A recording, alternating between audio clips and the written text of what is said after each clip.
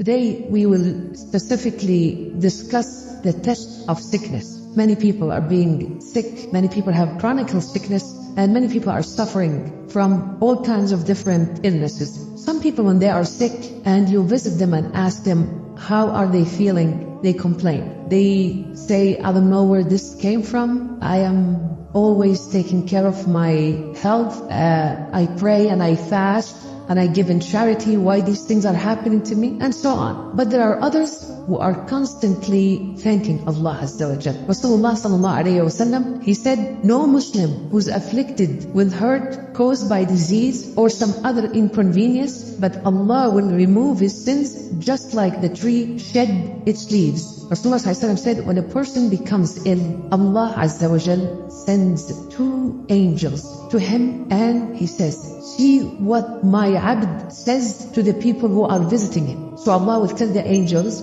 go to that man who's sick, go to that woman that is sick, and see what are they saying to the people when they visit them. When they visit them when they're sick, what is their reply? The angels go to inform Allah Azza wa Jal, and Allah subhanahu wa ta'ala is the all-knowing, that this man, Ya Allah, every time somebody visit him, he says, Alhamdulillah. He constantly say, Alhamdulillah. How are you doing? Alhamdulillah. I'm doing great. Alhamdulillah. Allah has so many favors upon me. So Ya Allah, this is what that person replied. Allah Azza wa Jal will answer. Listen, my beloved brothers and sisters. Allah will say, I take it upon myself that if I cause him to pass away, I will grant him entry to Jannah. And if I cure him, I will replace him with better flesh, better blood, and I will erase all his sins. Allahu Akbar. Allahu Akbar. So Shifa, Jannah, and forgiveness of sins, just to be grateful when we are afflicted by sickness.